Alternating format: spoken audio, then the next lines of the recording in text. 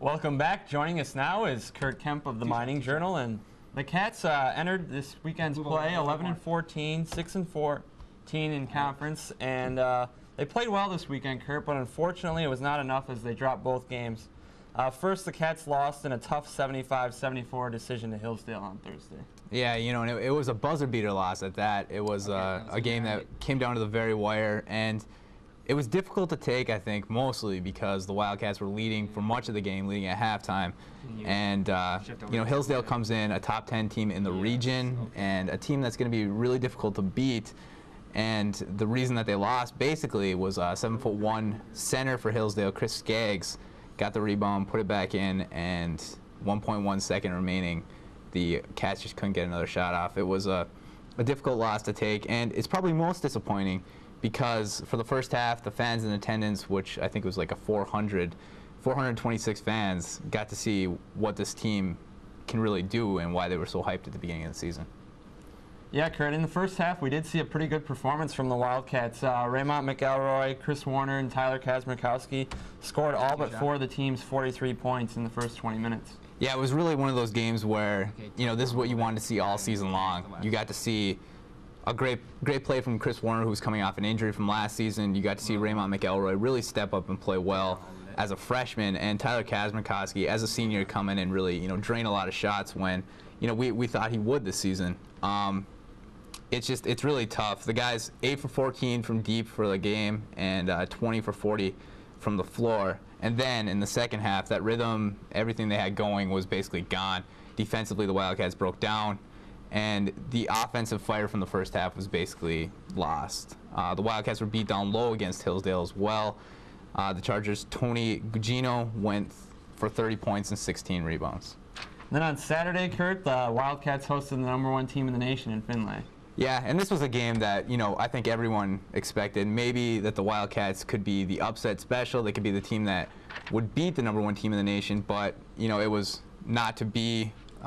What happened, the Wildcats ended up losing in this game, and pretty handily, but it was better than their first matchup, which was a 96-47 loss at Findlay. Just really tough. And for the last time we got to see seniors Eric Sarine, Kyle Green, and Tyler Kazmarkowski play at the Berry Event Center. Yeah, what does the loss of those seniors mean for the team next season, Curt? Honestly, I think it's a huge loss. Tyler Kazmarkowski obviously going to lose a little bit of his scoring, but I think what he brings to the team most of all is that defensive intensity. He knows Coach Ellis's system, he knows the zone, and I think a lot of players coming in are having a difficulty to adapt to that.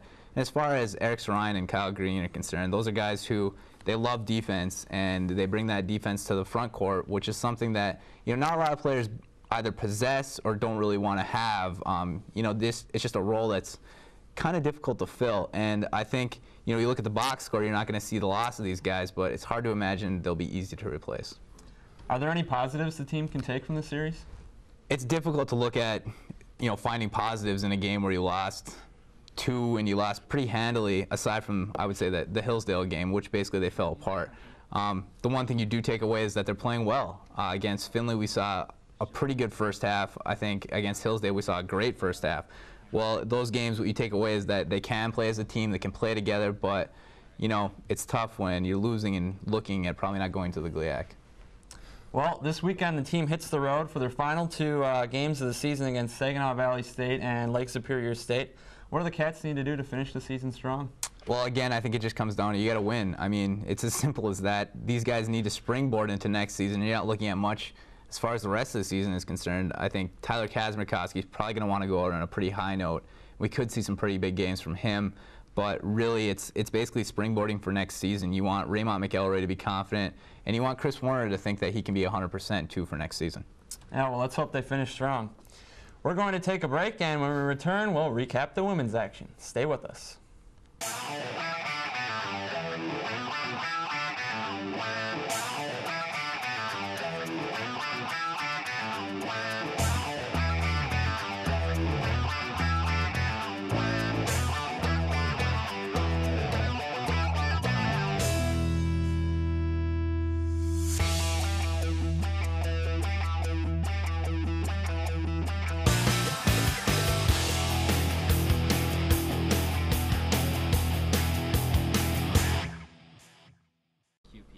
Welcome back. Curt, the women's team currently sits at 13-12 and 8-12 in the GLIAC and split their weekend series. Talk about their big win first over Hillsdale on Thursday. Well, I mean, honestly, I think that this game needs to be put in context.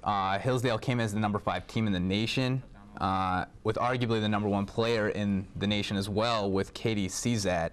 And Northern Michigan basketball program just 3 years ago was basically in the dumps. I think what you would say is Troy Madsen actually was quoted as saying they started at ground zero when he came in. So basically you're looking at a team #5 in the nation against a team that's been building for all this time up to this game. And Thursday when NMU took on the Chargers, they were eyeing up a GLIAC tournament spot, and they won on a last-second three-pointer from Kelsey Deacon, which really showed what this team that started at ground zero can kind of do. Personally, I think it's the biggest win of Madsen's career, if not one of the bigger wins as far as momentum goes for the NMU women's basketball program. Talk about the play that led to the victory. It was perfectly designed, and to have a play like that, which is so well designed, and you need great coaching, you need great players, and you need everything to be executed perfectly. What happened was Stephanie Stager, the Wildcats were down by 4. Stager went to the line. She made her first, missed her second, as so many people have done, playing 21 in the backyard. You're going to miss that last shot to win the game. Well, Stager missed it. It went straight to Angie Lexon, who got it to Deacon for the final 3 and the game.